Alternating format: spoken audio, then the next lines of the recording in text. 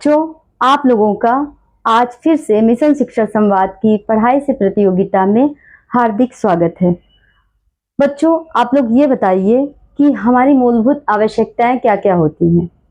जी हाँ, हमारी मूलभूत आवश्यकताएं रोटी, कपड़ा और मकान है। तो बच्चों ये बताइए, कपड़ा यानी कि वस्त्र किन किन चीजों से मिलकर बने होते हैं और कितने प्रकार के होते हैं। कपड़ा यानी कि वस्त्र ऊनी भी होते हैं, सूती भी होते हैं, रेशमी वस्त्र भी होते हैं और ये प्राकृतिक तथा कृत्रिम दोनों प्रकार के रेशों से बनाए जाते हैं। भिन्न भिन्न प्रकार के वस्त्र होते हैं। तो आइए बच्चों, आज हम लोग अपने एक नए टॉपिक की शुरुआत करते हैं। आज का हमारा टॉपिक है रेशम कीट का जीवन चक्र। रेशम रेशम जो होता है वो रेशम कीट के कोया या कोकून से प्राप्त होता है और रेशमी वस्त्र जो होते हैं वो हल्के, चिकने, मजबूत, आकर्षक और टिकाऊ होते हैं। प्राचीन काल में राष्ट्रीय वस्त्र रेशम के ही बने होते थे। चीन को रेशम उत्पादन में प्रथम स्थान प्राप्त है, यानी कि चीन में रेशम का उत्पादन सर्वाधिक होता है, सबसे अधिक होता है। चीन के बाद भारत में रेशम का उत्पादन, कच्चे रेशम का उत्पादन दूसरे स्थान पर है। मतलब भारत को कच्चे रेशम के उत्पादन में दूसरा स्थान प्राप्त है। भारत में व्यापारिक स्तर पर कच्चे रेशम का उत्पादन 15 से 20% तक होता है। तो आइए बच्चों, हम लोग रेशम कीट के जीवन चक्र के बारे में समझते हैं। रेशम कीट जो जिससे कि हमें रेशमी वस्त्र यानी कि रेशम मिलता है, जिनसे रेशमी वस्त्र बनते हैं, जो कि मनुष्य के लिए बहुत ही उपयोगी है। रेशम कीट शहतूत, अरंडी यानी कि कैस्टर प्लांट, ओक इत्यादि के पेड़ों पर पाले जाते हैं। रेशम कीट शहतूत, कैस्टर प्लांट, ओक इत्यादि के पेड़ों पर पाले जाते हैं, परंतु शहतूत के पेड़ों पर रेशम कीट का पालन सर्वाधिक होता है, सबसे अधिक होता है। मादा रेशम कीट सैकड़ों की संख्या में अंडे देती हैं, जो शहतूत की पत्तियों की निचली सतह पर चिपके होते हैं। इन अंडों से सफेद रंग के लार्वा निकलते हैं, जिन्हें कैटरपिलर, इल्ली या लार्वा कहते हैं। यह पेड़ की कोमल पत्तियों को खाते हैं और 4 से 6 हफ्तों में वृद्धि करके जीवन चक्र की अगली अवस्था में प्रवेश करते हैं। रेशम कीट के लार्वा में एक विशेष प्रकार की ग्रंथि होती है, जिसे रेशम ग्रंथि कहते हैं, और इस ग्रंथि से अत्यंत महीन लसदार पदार्थ स्रावित होता है, जो कि प्रोटीन युक्त होता है। और जो ये लार्वा होते हैं, जो कि वह खुद स्रावित करते हैं, उसे वो लपेटते जाते हैं। जो रेशम कीट का लार्वा होता है, कैटरपिलर होता है, वो अंग्रेजी की संख्या 8 के आकार में होता है और वो 8 के आकार में गति करते हुए, आगे पीछे गति करते हुए अपने चारों ओर वो रेशम ग्रंथि से जो लसदार पदार्थ स्रावित होता है उसे लपेटते जाते हैं।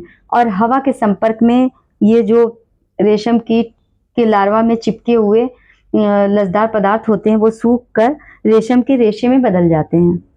इसी बीच लार्वा प्यूपा में रूपांतरित हो जाते हैं।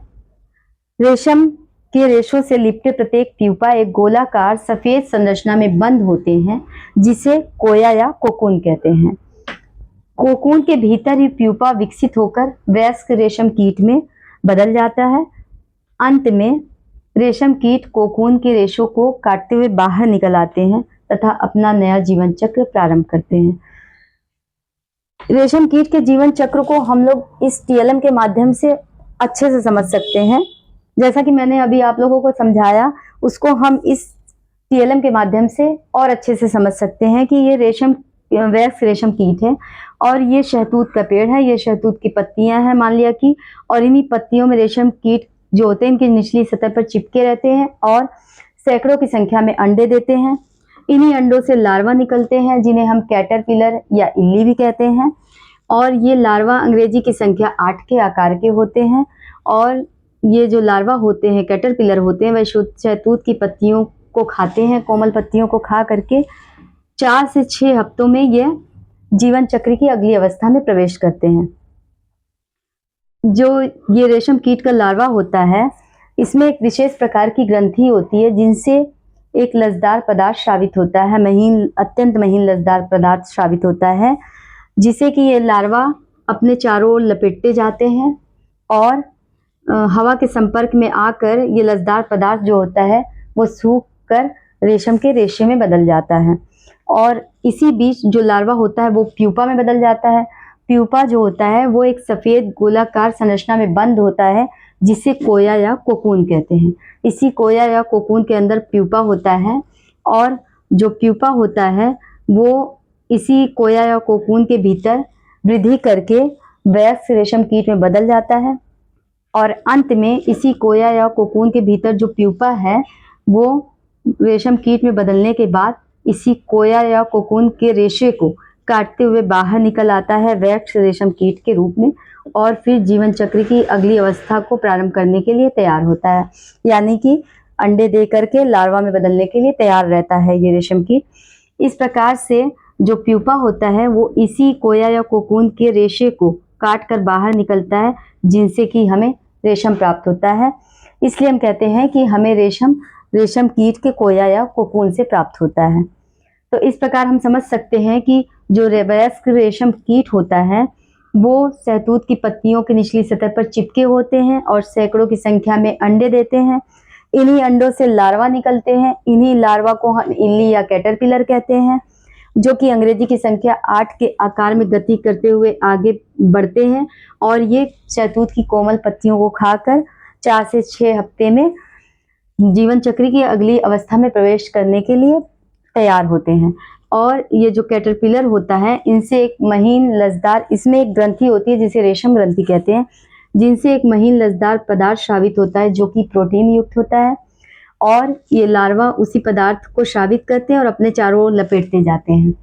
हवा के संपर्क में आने पर वो जो लसदार पदार्थ होता है वो सूखकर रेशम के रेशे में बदल जाता है। इसी बीच लार्वा प्यूपा में बदल जाता है। प्यूपा एक सफेद गोलाकार संरचना में बंद होती है। इस गोलाकार संरचना को कोया या कोकून कहते हैं और जो प्यूपा होता है इसी कोया या कोकून के भीतर बाद में वयस्क रेशम कीट में बदल जाता है और इस कोया या कोकून के रेशे को काटते हुए बाहर निकल आता है वयस्क रेशम कीट के रूप में। और जो यह कोया या कोकून के रेशों को काटता है वही रेशम हमें प्राप्त होता है। इसी प्रकार हम कह सकते हैं कि रेशम कीट से हमें रेशम प्राप्त होता है। चूंकि रेशम हमें रेशम कीट से प्राप्त होता है इसलिए हम यह कहते हैं कि रेशम जो होता है वो एक जंतु रेशा है, ना कि पादप रेशा।